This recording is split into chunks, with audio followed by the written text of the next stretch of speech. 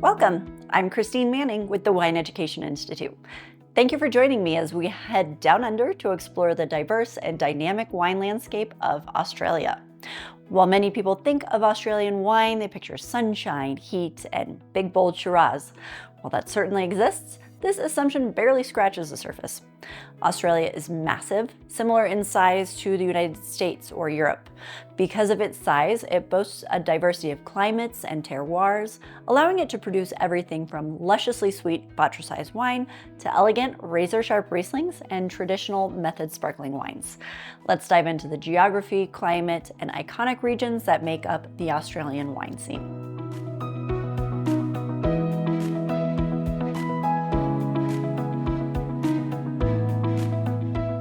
Australian viticulture has to battle against heat and drought. Broadly speaking, the climate in Australia's wine-producing regions is warm or hot. The key to growing high-quality grapes is optimizing cooling influences. Some of these influences are the effects of the Southern or Indian Ocean, the Murray River system, or high altitude, and this is what can make premium grape growing possible in Australia. Rainfall is generally low, so irrigation is essential in many regions. The Murray River in the inland areas is an important water source. Dry conditions combined with extreme summer heat also bring the threat of bushfires. And even if a vineyard isn't directly burned, the smoke from these fires can cause smoke taint in the grapes. Canopy management plays an important role to deal with intense sun and prevents the grapes from sunburning or shriveling. Night harvesting is another technique that keeps picking and transport temperatures lower, which helps preserve delicate fruit aromas and keeps acid crisp. Before we tour the regions and varieties, let's look at how Australian labeling laws work. Australia uses a GI system, which is a hierarchy of geographical boundaries. There are no restrictions on grape varieties or how wines have to be made. Hierarchy is relatively straightforward and broken down into three main tiers. Zones are the largest areas. A zone can be an entire state like South Australia or even multiple states. Regions are smaller areas within a zone that have consistent and distinct qualities, such as Coonawarra or Clear Valley. And finally, subregions. These are notable, distinct areas within a region. The most important zone to understand for high volume wine is the Southeastern Australia zone. This massive superzone covers all GIs within South Australia, Victoria, New South Wales, and Queensland. The creation of this zone allows large brands to blend grapes from across these states to achieve consistency, scale, and of course, affordability. The vast majority of the fruit for these wines comes from fertile, irrigated inland areas like Riverland, Murray-Darling, and Riverina. And speaking of Riverina, while it does produce a lot of bulk wine, morning mists in the autumn can create the perfect condition for noble rot, making it famous for outstanding botrytis-style Semillon. When we talk about Australian red wine, we have to start with Shiraz. Shiraz is highly planted and grown in most regions. While you can see a wide range of styles, those with bold flavors from oak and aging are well known worldwide. In hot and warm regions like Barossa and Hunter Valleys, Shiraz produces full-bodied, intense wines with high alcohol, soft tannins, and concentrated black fruit flavors. These wines can stand up to oak and aging, so you often see earthy notes with vanilla and baking spice. If you look at cooler regions like Geelong or Heathcote, we find a leaner, more elegant, and peppery style of Shiraz. Next is Cabernet Sauvignon. Compared to Shiraz, it can have firmer tannins and higher acidity, displaying ripe black fruit and cassis notes, often underpinned by toasty oak. Cab Sauv is highly successful in regions like Coonawarra. You may even get some mint or eucalyptus notes. It can be varietally focused or blended with Merlot to mimic Bordeaux blends, or blended with our locally famous Shiraz. For Pinot Noir, winemakers look to cool and moderate maritime climates like Yarra Valley, Mornington Peninsula, and Tasmania. These regions produce elegant, complex wines with medium-bodied, medium to high acid, and those classic Pinot notes of cherry and strawberry. You will also see extensive plantings of Grenache in hot regions, and increasingly Mediterranean varieties like Sangiovese and Tempranillo gaining in popularity because they are well adapted to hot temperatures and limited water supplies. Chardonnay is the most planted white grape in Australia, and winemakers produce it in a huge variety of styles. Today, the trend leans towards balanced, fresh, and vibrant fruit, and with the careful use of lees contact, malolactic conversion, or oak aging. Our best examples come from cool to moderate regions like Adelaide Hills, Mornington Peninsula, Yarra Valley, and Margaret River. It's helpful to remember if you can grow Pinot Noir in an Australian region, you can grow Chardonnay too. Sauvignon Blanc is also pretty widely planted, with moderate climates of Adelaide Hills acting as a benchmark region.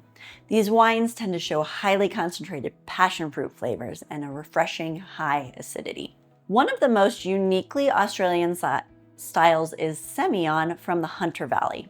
Human factor plays an important role in this style. Winemakers will harvest these grapes early to keep acidity high and refreshing. Inert vessels will be used to prevent oxidation and avoid oak aromas. Our resulting wine is light-bodied, low in alcohol, refreshingly crisp, and almost neutral when first bottled. But with age, it can develop complex flavor of honey and nuts. Finally, we have Riesling. Australia produces outstanding dry Rieslings, most notably from Eden and Clare Valleys. These wines famously will be unoaked, aromatic, featuring high levels of natural acidity and intense citrus, grapefruit, and lime aromas when young, which can evolve into complex honey, marmalade, and petrol notes as they age in the bottle. The majority of Australia's wine is produced in South Australia. Premium vineyards are largely concentrated in the southeast of the state, taking advantage of those various cooling influences. Barossa Valley is the heartland of fine wine in Australia. It has a warm, dry climate that produces highly concentrated fruit. It also has a reputation for those full-bodied tannic Shirazes, frequently matured in new oak. It is also famous for old bush vines, thanks in large part to Australia's efforts to keep phylloxera out of the country. These old vines will give fruit concentration. You'll also find excellent Cabernet Sauvignon, Grenache, and surprisingly fresh, unoaked Semillon. Located in the hills just to the east of the Barossa Valley, the Eden Valley has a cool to moderate climate, due in large part to altitude. It is a premier destination for Riesling. Northwest of Barossa, Clare Valley also specializes in Riesling. Its climate is a little bit warmer, but the region is saved by cool afternoon breezes and cold nights, plus high altitude vineyards that sit at up to 570 meters. This will preserve acidity, creating dry Rieslings with intense citrus flavors that can age for a long time. High quality Shiraz and Cabernet Sauvignon are also produced here too. Located just east of Adelaide, the Adelaide Hills boast a moderate climate thanks to vineyards planted at around 400 meters.